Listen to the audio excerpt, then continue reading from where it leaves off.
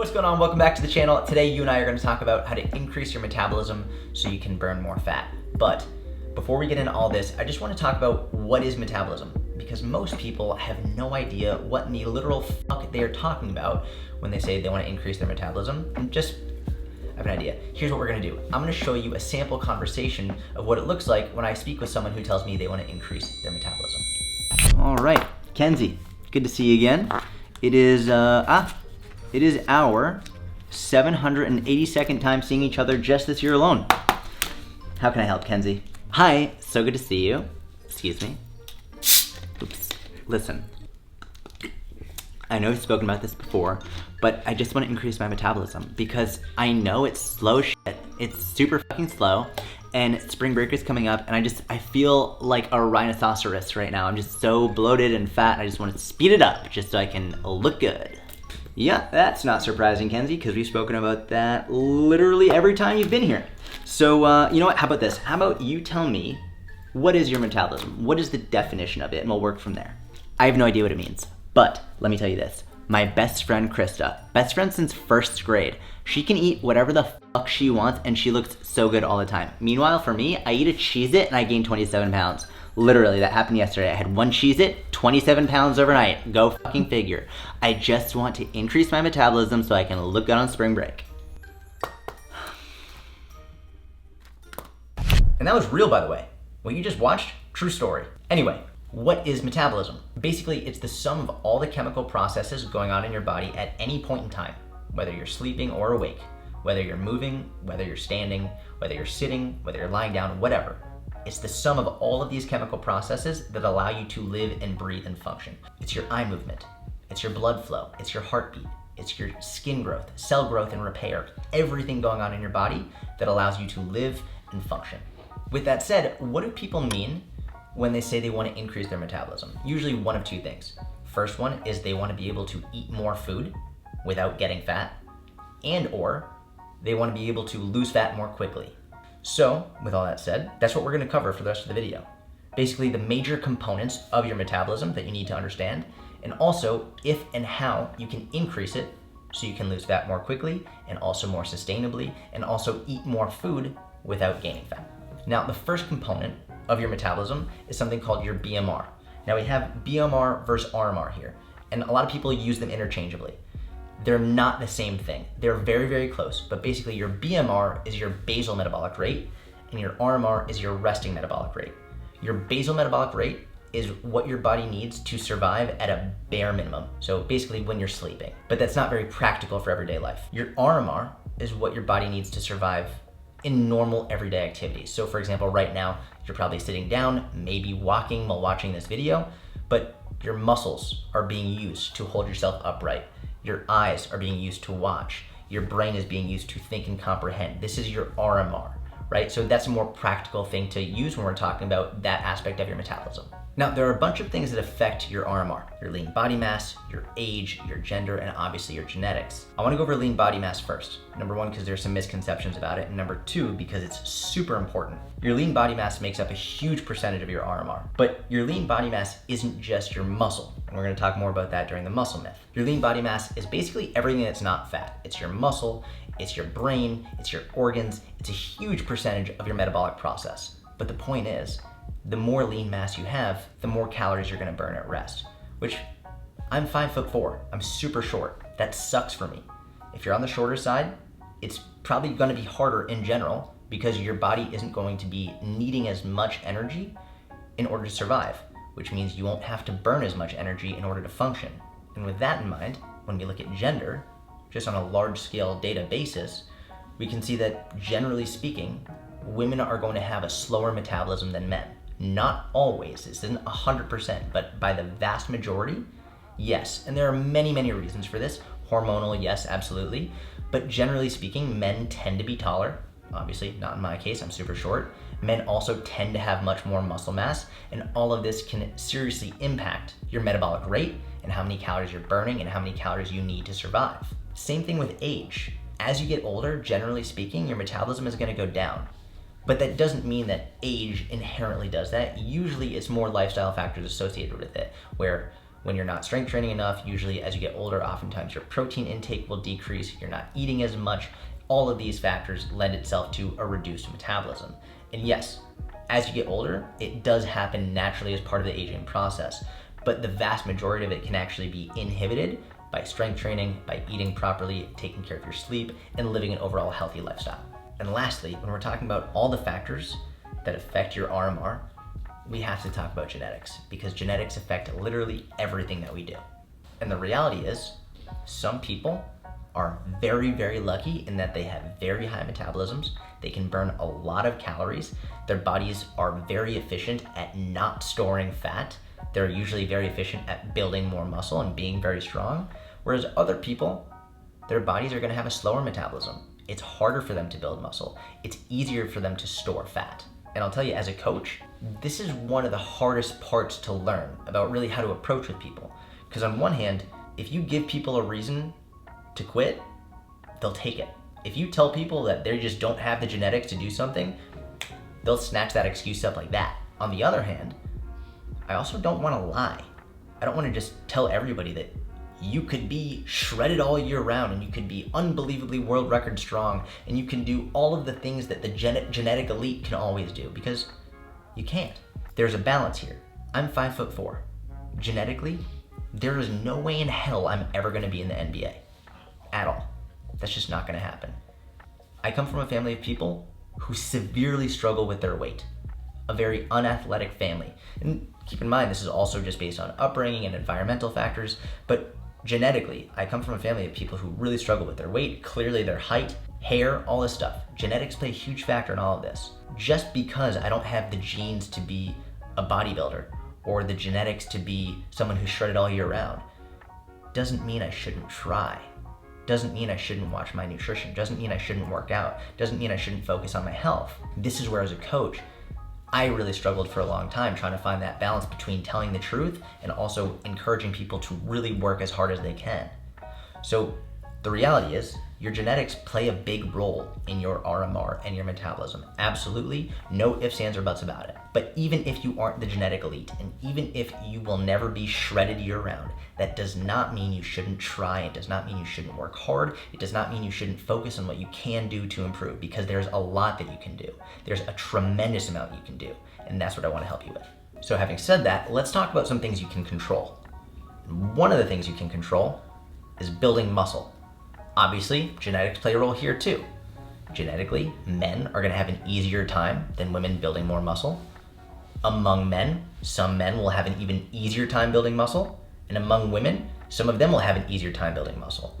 So genetics play a huge role in everything. It doesn't change the fact that building muscle can absolutely help you increase your metabolism so that you can burn more calories at rest. That is true, but let's talk about the myth.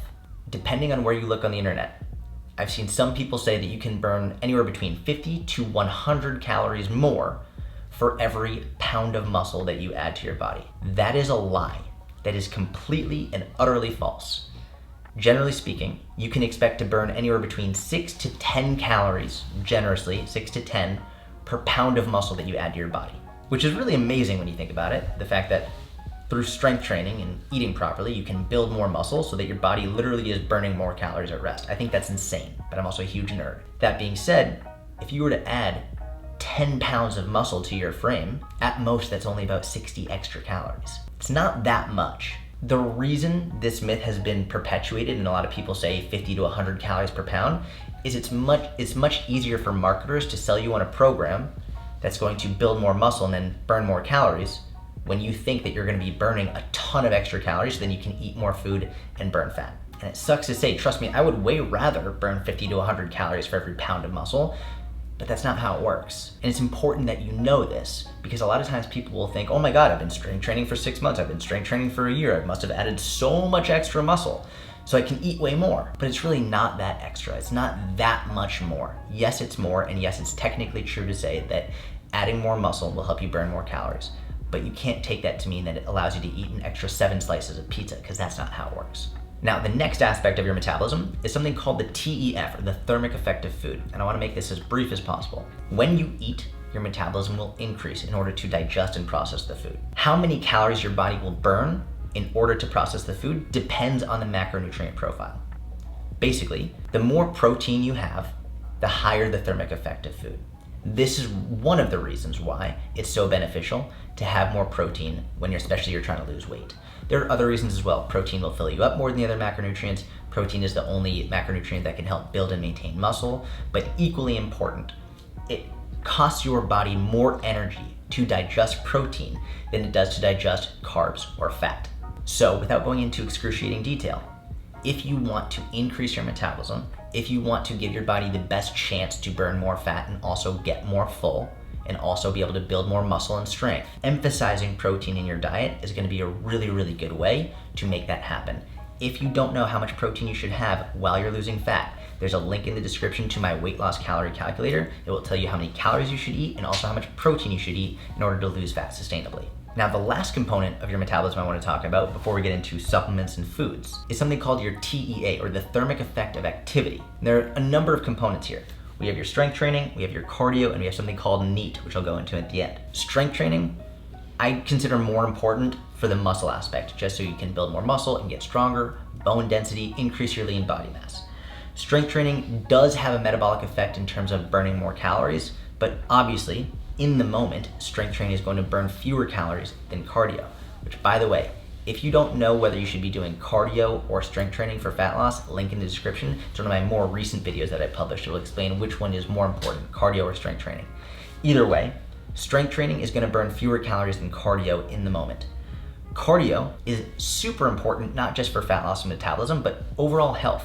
I think cardio is one of the most overlooked components that a lot of people nowadays, they really hate on. A lot of coaches brag about not doing cardio, which I think is ridiculous. Cardio is super important for overall health, mental, emotional, physical, everything. Not to mention the metabolic effect and the importance of being able to do both low intensity cardio and also high intensity cardio to get the best of both worlds. Low intensity cardio has a metabolic burn more in the moment, right? You'll burn more calories just right now. Whereas higher intensity cardio has in the moment, but also something called excessive post-oxygen consumption, where you burn more calories for a longer period of time. That being said, here's another myth, and I didn't know if I wanted to go into this, but I'll briefly cover it. A lot of people will sell you on something called EPOC, excessive post-oxygen consumption. They'll sell you on these high-intensity programs to burn more calories, not just in the moment, but also for 24, 48 hours after you're done working out. And it sounds really great, but it is minimal. In the same way that adding 1 pound of muscle will only burn an extra 6 to 10 calories, the excessive post-oxygen consumption is very, very little. Not that it doesn't matter, it's just insignificant when you're really looking at the grand scheme of fat loss. And a lot of people who do a lot of HIIT training, a lot of high intensity work, who expect to burn a lot of calories, and they're still struggling to lose fat, the reason is they're probably overestimating how many calories they're burning and then eating too much subsequently. Now, the last part of this is something called NEAT, which is non-exercise activity thermogenesis, which is a very fancy way of saying all the stuff you do throughout the day that really isn't exercise, but burns calories. So it could be like fidgeting. If you know someone who does this with their leg all the time, someone who's just always sitting at their desk, just like there's always that one kid in high school who is super skinny and just always going around like, what's going on? What's up? What's up? What's up? Like usually like pretty tonic, like always this all the time, always on. That kid, very high NEAT. A lot of people in the fitness industry like to talk about NEAT because it makes themselves sound very smart, saying non-exercise activity thermogenesis. Oh, yeah, I just used a word you don't know and I don't even know it either. Don't let it confuse you. It's literally just how many calories you're burning on a daily basis through the random fidgety movements, blinking, chewing gum, all this stuff that can seriously impact your calorie burn. Now, the surprising thing about NEAT is it has a huge variance. It actually might not be surprising now that I think about it, because genetics, and that's what we're finding with NEAT, is that genetics largely determine how many calories you're gonna burn through NEAT. So for example, generally speaking, we'll see anywhere between a 200 calorie burn per day up to 900 calorie burn per day.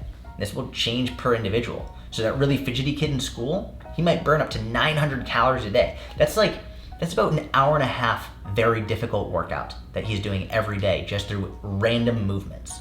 Whereas someone else with a relatively low NEAT might burn only 200 calories a day. That's seriously impactful.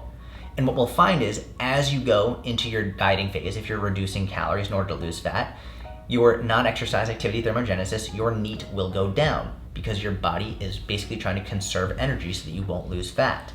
So it's actually really important to know this just for more than anything else, to make sure that you actively get more movement in. The practical application here is walk more. Make sure you're getting your steps in. Ideally 8 to 10,000 steps a day is a really good marker to hit. Make sure you're getting some cardio in. Make sure you're getting some exercise in.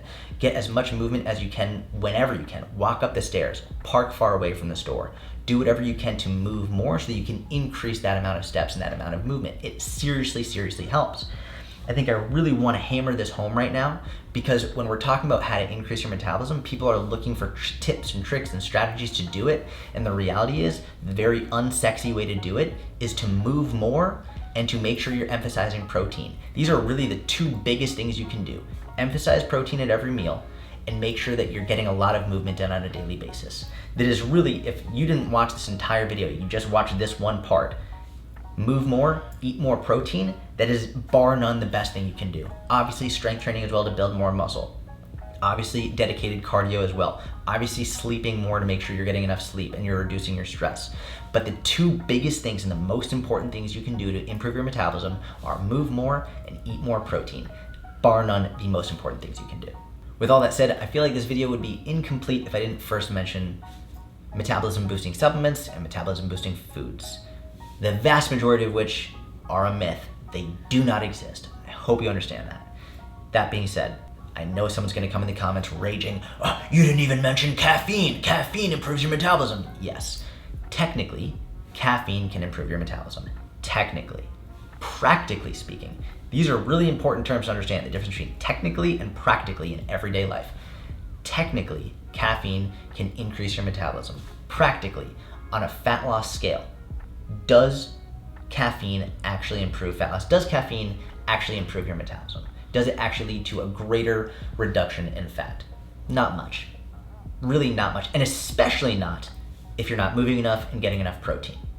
Especially not. If you're gonna have more caffeine, if you're gonna buy caffeine pills, if you're gonna chug coffee, but not get more protein in, not get your cardio in, not get your steps in, not get your strength training in, you're gonna try and just drown yourself in caffeine, you're a fucking idiot. That's ridiculous. Absolutely not.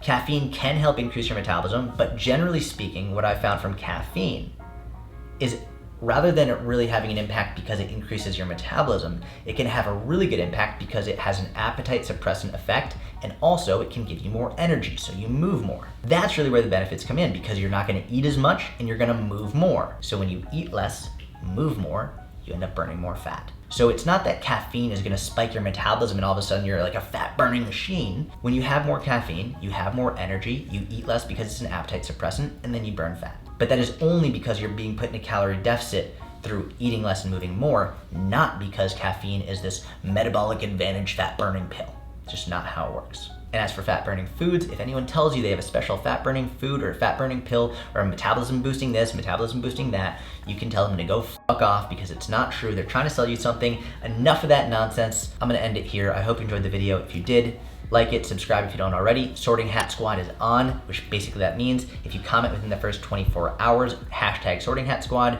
you are entered to win a free month in my inner circle. I announce the winners on my Instagram every week or so. Any questions, let me know. Talk to you soon.